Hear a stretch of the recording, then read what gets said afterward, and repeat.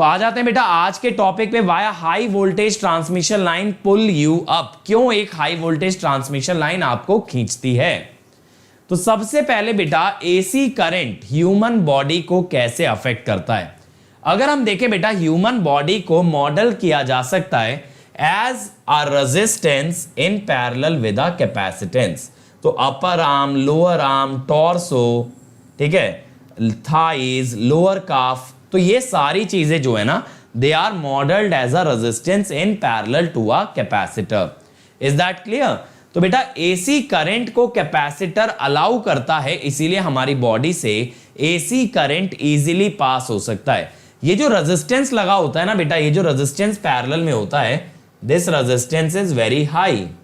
तो इस रेजिस्टेंस से बहुत ज्यादा करंट नहीं जाता है, लेकिन ये जो कैपेसिटर होता है, ये कैपेसिटर डीसी को तो ब्लॉक कर लेगा, लेकिन when you talk about AC तो obviously it will allow the passage of AC current through the capacitor. अब इसके कारण क्या होता है बेटा, हमारा जो हार्ट है वो तो इलेक्ट्रिकल पल्सेस से चलता है, ठीक है, हमारे हार्ट के अंदर बहुत सारी इलेक्ट्रिकल पल्सेस होती हैं। तो जो इलेक्ट्रिक फ्रीक्वेंसी है एसी करंट की, ये हमारे हार्ट की फ्रीक्वेंसी को अफेक्ट कर सकती है, जिससे कि हमें हार्ट अटैक आ सकता है। एक चीज सोचो ना यार, जब हार्ट काम कर रहा है इलेक्ट्रिकल पल्सेस के ऊपर, तो अगर आप उसे कोई और इलेक्ट्रिकल पल्स दोगे, then its operation will get affected. इसीलिए आपने देखा है जब किसी इंसान को रिवाइव करते हैं, वो शॉक में चला जाता है, तो आपने देखा होगा उसको शॉक थेरेपी दी जाती है, उसको हार्ट को शॉक किया जाता है, चेस्ट पे शॉक दिया जाता है, क्योंकि हम कोशिश कर रहे हैं ना कि हार्ट को वो इलेक्ट्रिकल पल्स दे करके रिवाइव कर पाए। अगर हार्ट हमारा काम करना बंद कर देता है, तो यही चीज हम लोग यहां पे बोल रहे हैं, अगर काम कर रहा है और तब आप शॉक दे रहे हो, तब आप उसमें से करंट फ्लो करा रहे हो, तो वो इलेक्ट्रिकल पल्सेस हार्ट की इलेक्ट्रिकल पल्सेस को खराब कर सकती हैं। तो बेटा जब हम एसी करंट के कांटेक्ट में आते हैं, तो अब क्या होता है, हमारी मसल्स कॉन्ट्रैक्ट होती हैं झटका लगने की वजह से, जिससे स्वेटिंग आती है, और स्वेटिंग से रेजिस्टेंस और कम हो जाता है। अगर रेजिस्टेंस और कम हो गया तो ज्यादा करंट हमारी बॉडी से पास करेगा, जिसकी वजह से ज्यादा हीट प्रोड्यूस होगी और डेथ भी हो सकती है। बात समझ में आई? तो दो तीन चीजें हैं बेटा, इलेक्ट्रिकल पल्स हार्ट के साथ इंटरफेयर करेगी, इलेक्ट्रिकल पल्स के कारण मसल कॉन्ट्रैक्ट करेंगी, स्वेटिंग होगी, जिससे कि कंडक्टिविटी बढ़ेगी और ज्यादा करंट पास होगा, जिससे कि डेथ भी हो सकती है। लेकिन अब हाई वोल्टेज लाइन कैसे आपको खींच लेती है? तो बच्चों जैसा आपने देखा, ह्यूमन बॉडी के अंदर कैपेसिटेंसेस का सिस्टम है, या उसको कैपेसिटर की तरह ट्रीट किया जा सकता है। तो बेटा एक जो हाई वोल्टेज लाइन होती है, वो अपने चारों तरफ ना एक इलेक्ट्रिक फील्ड बनाती है।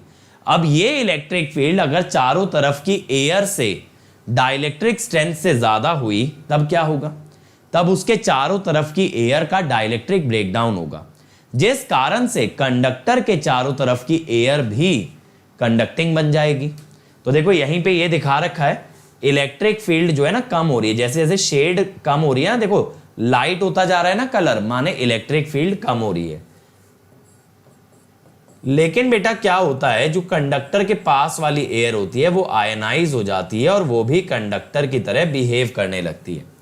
अब हाई वोल्टेज लाइन की ये जो इलेक्ट्रिक फील्ड होती है बहुत ही हाई होती है, तो जब हमारी बॉडी इसके क्लोज कांटेक्ट में आएगी, मतलब टच नहीं करेगी, दूरी होगी भले ही, लेकिन यार ये हमारी बॉडी में चार्ज इंड्यूस करा सकती है, that is called as charging by induction.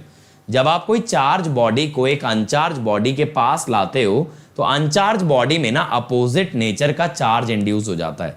जैसे मान लो ये चार्ज बॉडी है, ये अनचार्ज बॉडी है, जब ये पास आएगी तो ये मेरी अनचार्ज बॉडी में अगर ये पॉजिटिव है तो इसमें नेगेटिव चार्ज इंड्यूस होगा, and then these two will attract.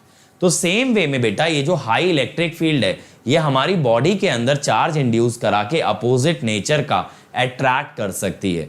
Since की हाई वोल्टेज लाइन की इलेक्ट्रिक फील्ड बहुत ज्यादा होगी, इस कारण से ये बहुत ज्यादा हमारी बॉडी के अंदर चार्ज इंड्यूस करा के हमें ड्रैग कर सकती है। इसीलिए जब बेटा हम लोग टावर कंस्ट्रक्ट करते हैं, पावर सिस्टम कंस्ट्रक्ट करते हैं, इस चीज को ध्यान में रखते हुए करते हैं, क्लियरेंस कितना है, कितना गैप हम दे रहे हैं विद रिस्पेक्ट टू अर्थ, ताकि किसी उसके नीचे से अगर कोई ह्यूमन पास करता है तो that should not get attracted to the transmission line. अगर वो ट्रांसमिशन लाइन का ग्राउंड से डिस्टेंस बहुत कम होगा तो क्या हो सकता है कि उस ट्रांसमिशन लाइन की इलेक्ट्रिक फील्ड उस ह्यूमन बॉडी को अपनी तरफ खींच ले and then it may also lead to death.